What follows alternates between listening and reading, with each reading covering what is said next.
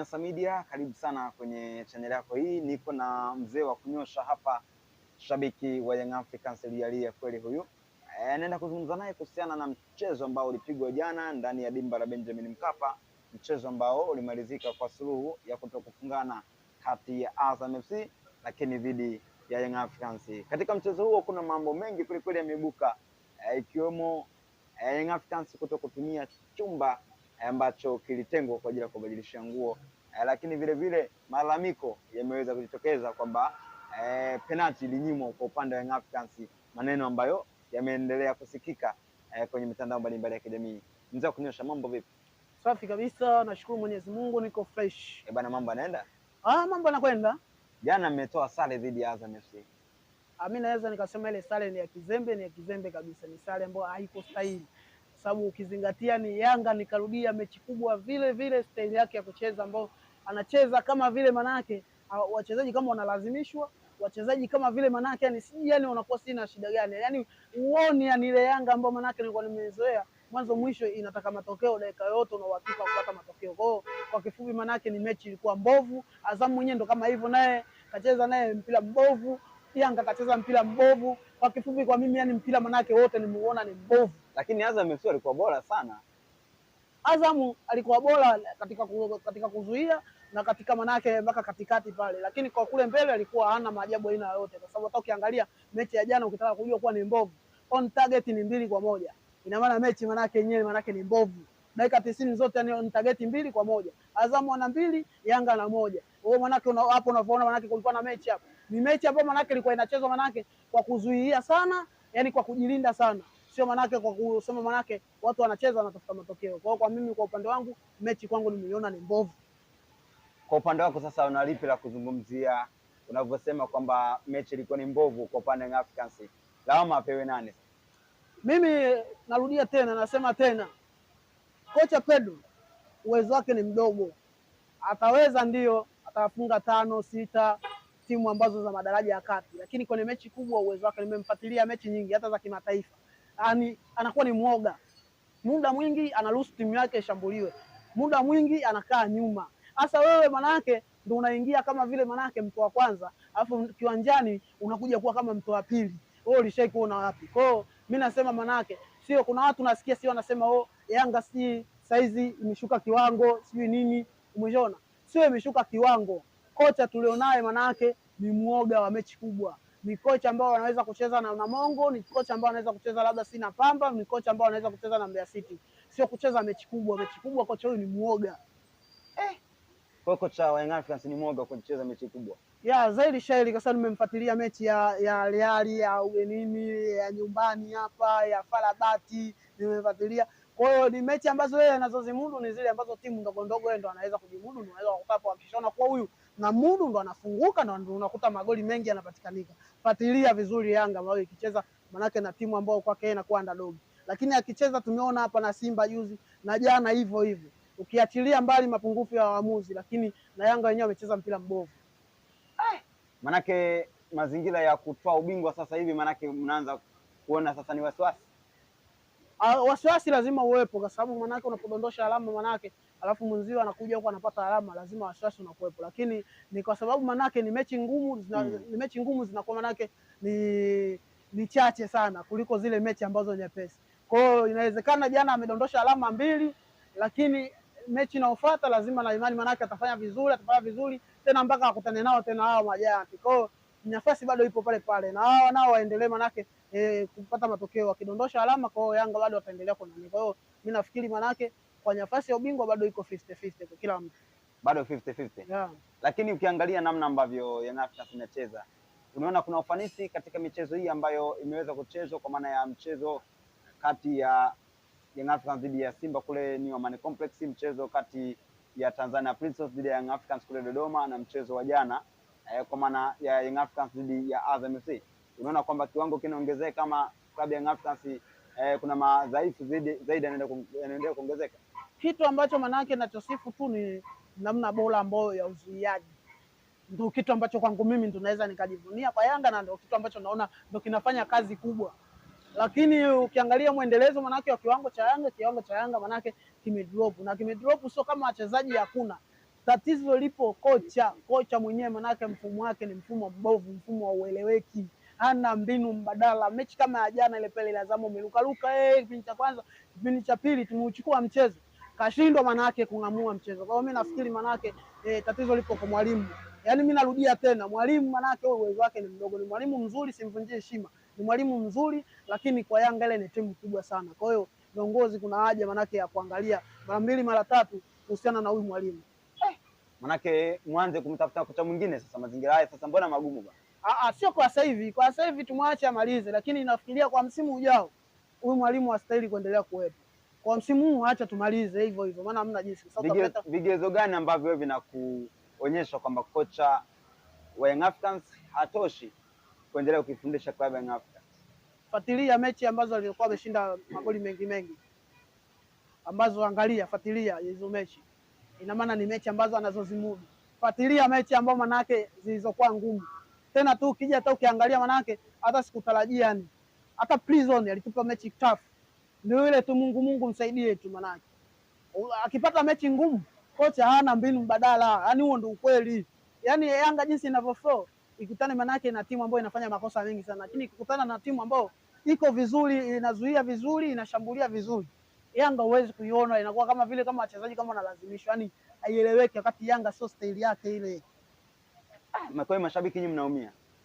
Lazima tuumie, kwa nini tusiumie? Ndio maana tunaongea manake. Yani unajua mimi huaga naanzaga naongeaga, alafu baadaye watu wanasema huyu bwana huyu sijui nini anaweza kaa huyu labda sio Yanga huyu wa upande wa pili, lakini baadaye wenyewe huaga wanarudi wanakuja manake wanakubali maneno na. Kwa sababu mimi nikiangalia mpira, mimi siangalii tu mpira eti kishabiki, siangalii mpira eti kwa sababu manake naipenda Yanga. Mimi nikiangalia mpira naangalia vitu vingi. Kwanza nipate burudani, magoli yafungwe, mwishoona timu icheze vizuri. Huwa vitu hivyo mimi ndo ambavyo navyovutia, ndo la ya mpira. Yaani unamfunga mtu atoke ananungunika, anaona kabisa hapo mimi nimezidiwa, jamaa uwezo wao. Kama kipindi kile Azam silishakula 5 tena barazani kwake pale mwishoona kunungunika, kwa sababu flow ya Yanga ilikuwa ni kubwa. Kwa hiyo mimi nafikiri manake kuna haja mwalimu kama anaweza kurekebisha marekebisho, manake katika timu afanye marekebisho. Kwa hiyo unaona kabisa kuna baadhi ya wachezaji unaona kabisa viwango vimeshuka, lakini yeye anawang'ang'ania. Ni maana kwani wachezaji wengine hawawezi kucheza? Awape nafasi wachezaji wengine, awape nafasi ambao hata kama ni yani, maana hata kama ni watoto. Mbona Nabi Gamondi alikuwa anatoa nafasi kwa hao watoto hao? Leo hii mpaka Mzize leo manake anaimbwa, manake na Afrika nzima alikuwa anaimbwa, ni kwa sababu ya kina Nabi, kina Gamondi walikuwa wanatoa nafasi. Atoe nafasi kama Max tayari sasa kashachoka. Yani kachoka kabisa, kachoka. Huo ni ukweli yani. Yaani Max Zingeli yake ya Mungu tena na hapa kabisa ni Max saizi tayari manake kasha flow. Kuna baadhi ya wachezaji ambao wanatakiwa wapumzishwe. Mdasiri haya amecheza mechi nyingi, kuna baadhi mechi anatakiwa wapumzishwe, wachezaji wengine yeye anang'ang'ania hao wachezaji ambao walikuwa wamesha flow. Hawezi kutoa ile kwa 100%, na mpira ili manake uweze kuwini matokeo ni lazima mchezaji ajitoe kwa 100% au 90%. Sasa kwa mazingira haya mnabaki sasa kupelekeza lawama kwa kocha manake? Mimi nitaendelea kumlaumu mwalimu kwa sababu mpira mimi nimeangalia na nimefuatilia mechi zote, mechi kubwa tafu zote huwa. Baadhi ya mashabiki wa Simba anasema pumzi inaenda kukata sasa kwa upande wenu. Hizo kauli unazungumziaje? Sioni kama Yanga manake inakata pumzi, kwa sababu Yanga ikiamua manake kukutafuta, yani ile kuna sometime wachezaji wenyewe wakiamua manake kusema sasa hapa ngoja kwanza tucheze mpira wetu sasa tunaojua sisi, tuachane na habari ya mwalimu. Unaona kabisa namna ambavyo Yanga inavyoflow, na mpaka manake matatizo kama hayo ndio yanatokea, mara si penalty, si mara si refa manake kashindwa kutafsiri vizuri penalty, refa kashindwa kutafsiri offside, inatokea vitu kama hivi. Lakini wakifuata maelekezo ya mwalimu, Yanga uelewi inacheza mfumo gani, unakuta manake muda mwingi ni kitu ambacho watu wanachoshindwa kuelewa. Kitendo cha timu manake wewe ndio umeingia kama timu mkubwa, alafu unaruhusu wewe ndio uwe manake unashambuliwa, yani watu wao wanakuja ndio tulimtimua yule Fozi kwa masuala hayo.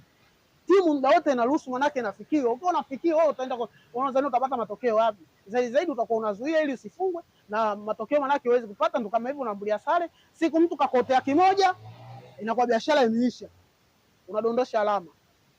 Kwa hiyo nyinyi mnataka Young Africans irudi kwenye ubora wake? Yanga bwana, ili iweze kurudi kwenye ubora wake, kitu cha kwanza manake kwanza watafute mwalimu ambao manake mwenye hadhi ya Yanga na wachezaji ambao walikuwa pale. Na baadhi ya wachezaji anataka msimu ujao manake waweze kutupisha kwanza. Mshaona watafute wachezaji wengine. Kwa hiyo Mimi yani kwa kifupi manake Yanga naiona manake ni timu ambayo manake inaoshinda kwa timu ambazo hizi ndogo ndogo. Kwa timu hizi ndogo ndogo Yanga sina shaka nayo. Hivyo vyote vile itakufunga. Bwana, jana vile vile klabu yako Young Africans ikiingia nyumbani kwa maana kile chumba ambacho kilitengwa kwa ajili ya kubadilisha nguo. Kulikoni bwana?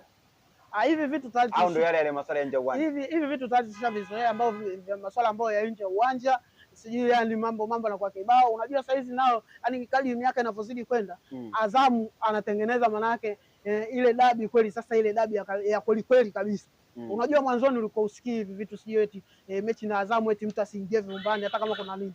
Kwa hiyo saa hizi hiyo nao saa hizi inatengenezwa manake sasa Azamu naye anakuwa kama ni dabi sasa kama ya Simba na Yanga. Kwa hiyo vitu kama hivyo mimi siwezi kuvishangaa kwa sababu ni timu ambayo manake ndio utaratibu waliamua kujiwekea. Kwa hiyo timu ikiwa kubwa Young Africans haiwezi kuingia nyumbani.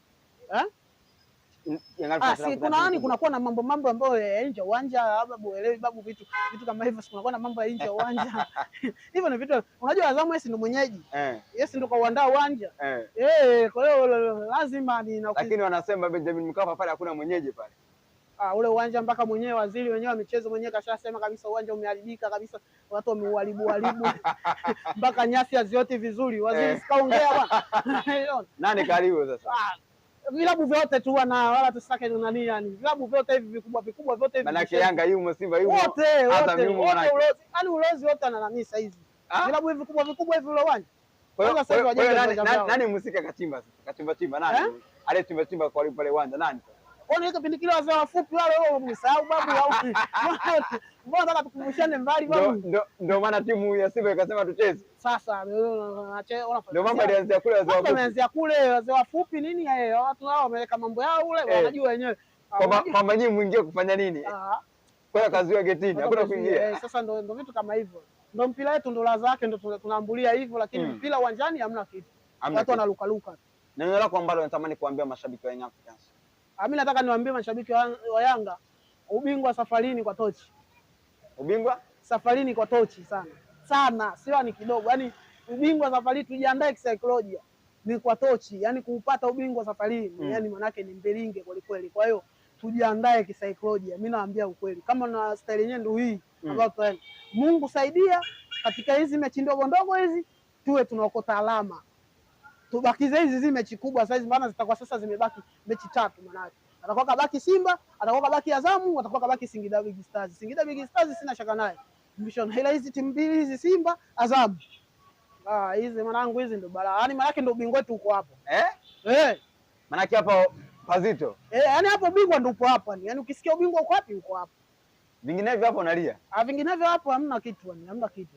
Labda itokee manake kwa sababu Simba mwenyewe naye hana muendelezo wa kushinda moja kwa moja. Yaani ile na ile tabia ambayo manake akikutana na timu ikimkazia naye hizi timu ambazo za kawaida anatoa sare hivyo, labda itokee hivyo. Lakini kama Simba naye atakuwa manake anamfukuza mwizi kimya kimya. Nitoka kuongea bana, nilisema Simba anafukuza mwizi kimya kimya. Unakubali za maneno yangu? Huyu hapo zimebaki pointi ngapi? 3. Zimebaki ngapi? Ambazo kimahesabu manake hizo 3 hata yeye mwenyewe manake anaweza anamaliza mwenyewe. Anaweza ndio. Kwenye dabi. Anaweza kazimaliza hapo mwezi wa 5. Anakugonga 3 tayari zinakuwa zimeisha. Alafu wewe na Azamu inakuwa tena chuma hiyo. Inakuwa ni balaa. Ikisha tena sare manake tayari yeye bingwa. Kwa hiyo Simba anafukuza mwizi kimya kimya. Na asemi. Haongei. Hapigi kelele. Sasa sisi tusipostuka saizi mapema ndugu zanguni, tutakuja kusikia ubingwa kwenye redio. Mimi nawaambia ukweli kabisa, hii timu Yanga namna inavyocheza inacheza manake na timu ambayo manake ya daraja la chini, lakini kukutana na timu ambayo ya daraja la juu mwenzie, uielewi Yanga inacheza mfumo gani. Hayo mimi ndo maneno yangu, na viongozi wafanyie kazi, wakae na mwalimu, kama kuna tatizo warekebishe, kama ndio uwezo wake ndio umeishia pale basi waangalie namna tu kupata mwalimu mwingine. Bwana, mimi nikushukuru sana, kutakia kila laheri. Haya, asante.